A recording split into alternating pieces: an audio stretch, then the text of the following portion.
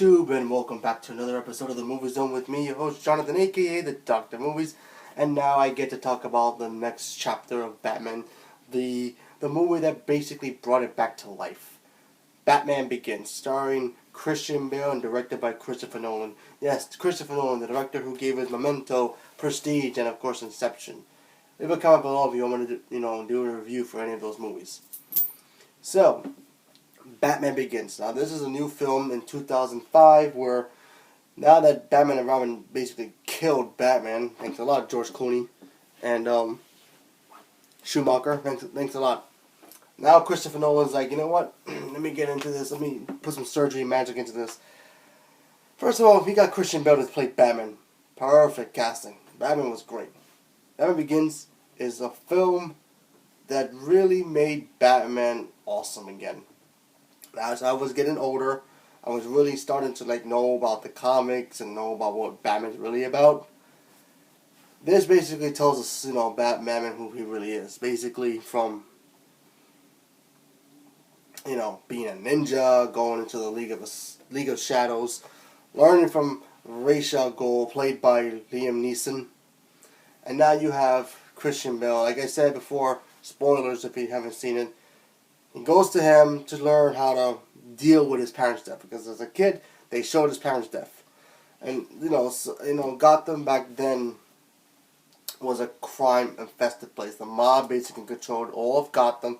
Supervillains haven't basically been around yet, and in this world you're not gonna see supervillains. You may, yes, in the next movie you're gonna see the Joker, but other than that you ain't gonna see too much supervillains. Or anyway, like I say, Gotham City is very poor.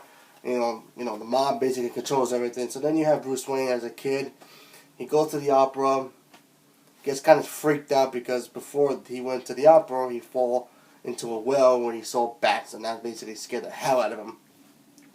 So what does he do? He decides he wants to leave. He leaves. Him and his parents leave, and then they get robbed, and his parents get shot. Typical Batman origin, right?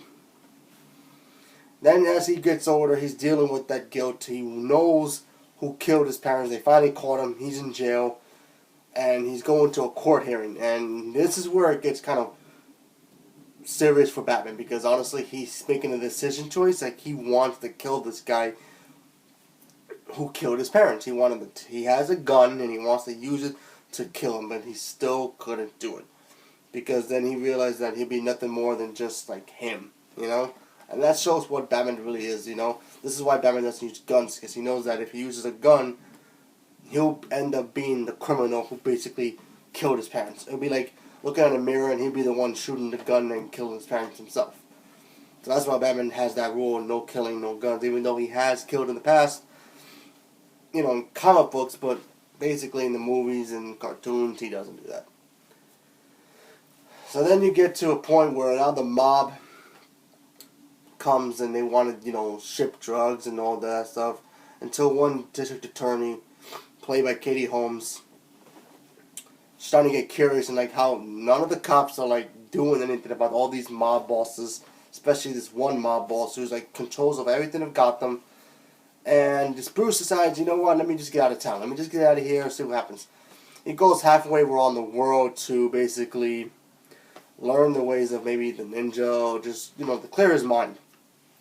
And that's where he meets Liam Neeson's character, who plays Ra's al Ghul.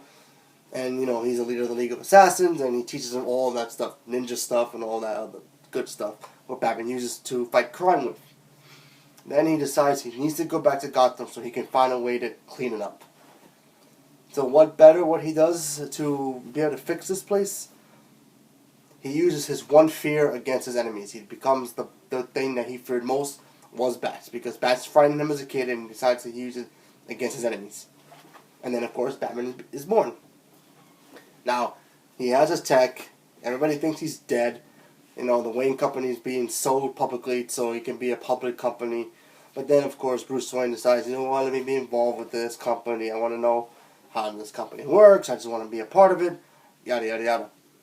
He meets Lucius Fox, played by Morgan Freeman. Great actor, by the way. And he asks him for, a couple questions. He wants to do cave diving. He wants to do this. He wants, how does this tech work? What does that do? He asks about how the technology works. So that way he can use it for his advantage to use as his gadgets for the Batman stuff. Now you never get the feeling that every time he goes to Lucius Fox, and even in the other two movies, does Lucius know he's Batman? But at the end you do, but at the beginning, does he know he's Batman? It doesn't ever mention it, but yeah.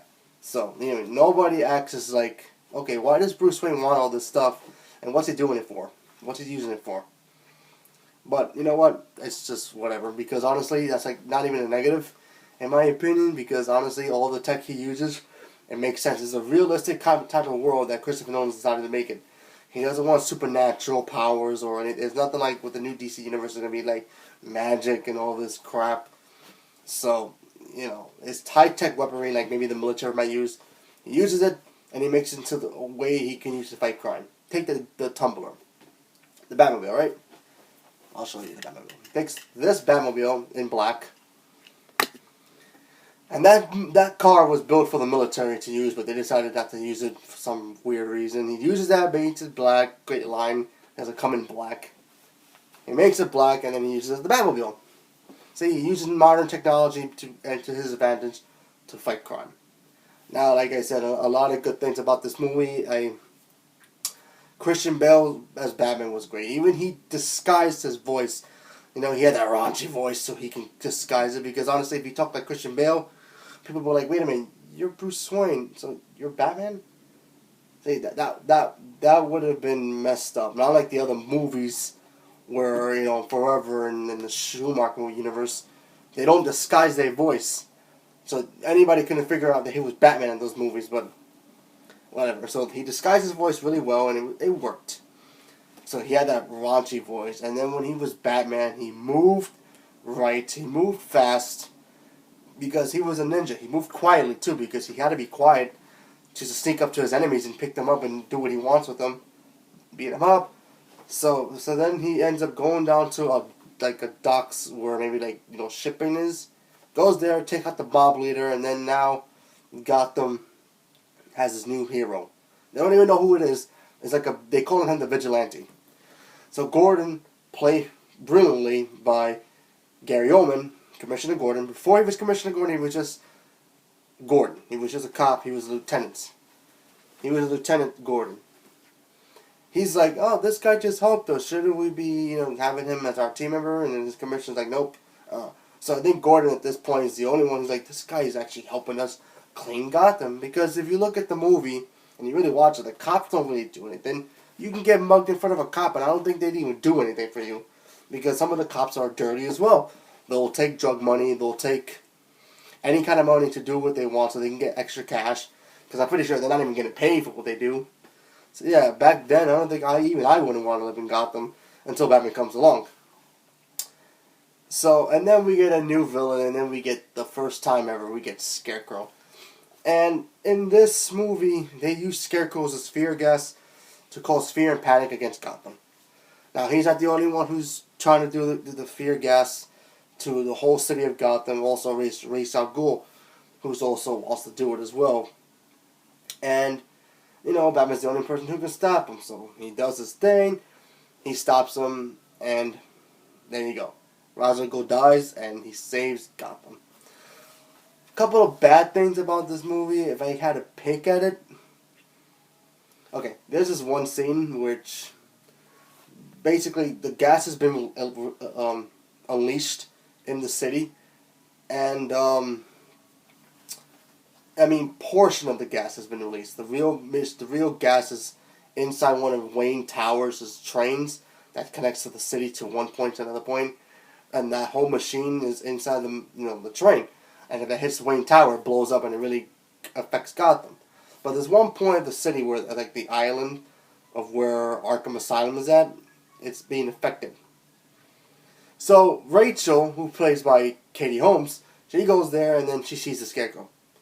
And you figure the Scarecrow's going to do something and the Batman's going to have to save her, right? Well, she doesn't need him because honestly she takes a taser, shoots him in the face, and he runs off. I wish they could have done something better with that one, but whatever. Scarecrow comes back anyway in the other two movies if we just wanted to know. But I just feel like, that was kind of stupid the way he just gets hit in the face. He doesn't even die. He just goes, he screams and he just runs. It's kind of weird, but whatever. My favorite part of this movie has to be the Batmobile chase scene with the police, because the cops are trying to figure out who the heck is this guy, and yeah, he outruns the cops, he outthinks the cops, and it's this funny scene. So yeah, but Batman Begins it's a film that made Batman back to the public eye. Now, if you want to watch this movie, gotta let you know there are some moments in this movie. There's a lot of talking, but when you get to the point where he's actually Batman, it just gets better. Because honestly, in the beginning, it talks about how Gotham is like, this down, muggy place where everybody gets mugged, cops don't do nothing, and then Bruce Wayne leaves so he can, do something with his life, and then, then he comes back as Batman, obviously.